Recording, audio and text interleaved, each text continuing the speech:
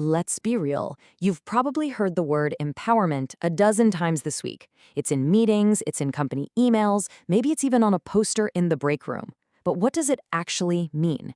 Is it just another buzzword we throw around, or is it a genuine blueprint that can change how a business really works? Well, that's what we're here to find out.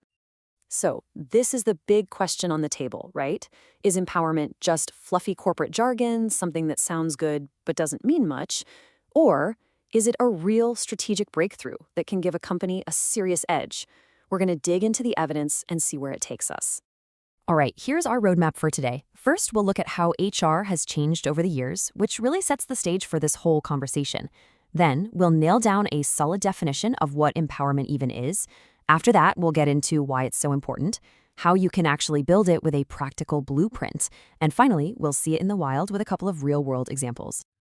To really get a grip on empowerment, we have to travel back in time a little bit. And that story starts with the evolution of human resources. You know, how it went from being a simple administrative department to a major player in a company's strategy. Just look at the difference here. On the left, you've got the old school view of HR. You know, filing cabinets, payroll, planning the holiday party.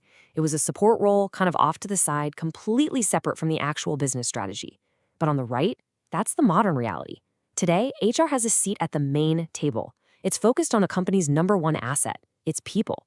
It's all about building the talent and the culture that create a true competitive advantage.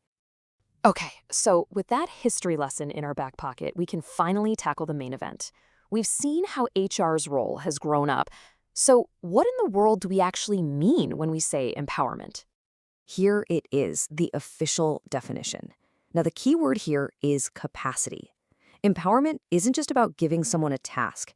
It's about building their ability to take on responsibility. It's creating an environment where people have the freedom, the autonomy to make decisions because they are genuinely committed to the results. Think of it like this.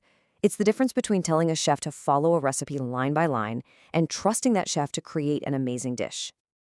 So, how do you build that capacity? Well, it all comes down to these 3 pillars. It has to start with trust. Leaders have to be willing to actually let go and delegate real authority. That trust is what makes autonomy possible, giving people genuine control over their work. And when people have that autonomy, you get responsibility. They feel a real sense of ownership for the outcome. See how they all connect? You can't have one without the others. Okay, so we've defined it, but so what? Why does this actually matter for a business's bottom line?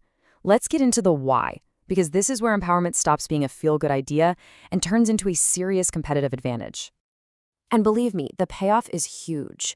When you truly empower your team, you kick off this incredible chain reaction. People feel trusted, so they get more creative and aren't afraid to share new ideas. That leads to better communication, which in turn leads to happier customers because your team feels a sense of ownership. Suddenly, leadership isn't just a top-down thing, it's shared. The whole vibe of the company gets a massive boost of enthusiasm and positivity. Now, this all sounds wonderful, but how do you actually make it happen? It's not about just hoping for a better culture.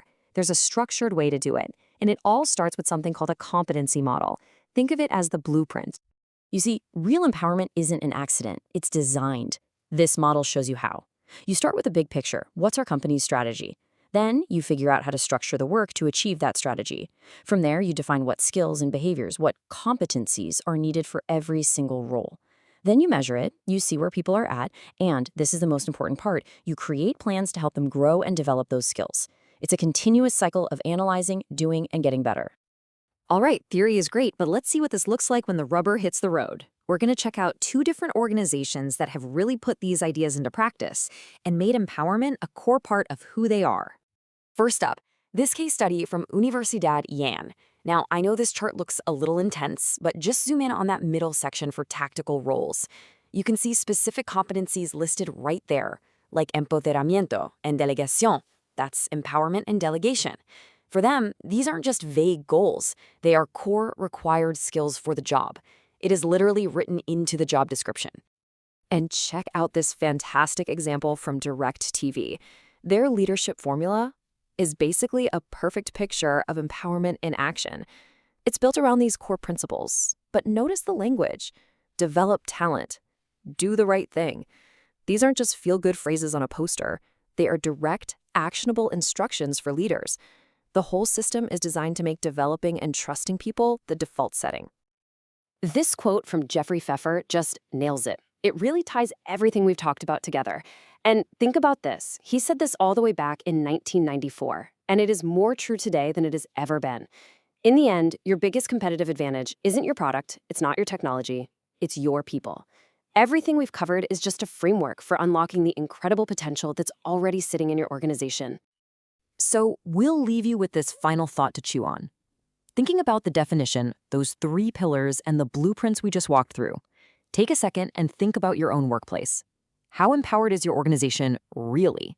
And what's maybe one small step you could take to help move it from just a buzzword to a day-to-day reality?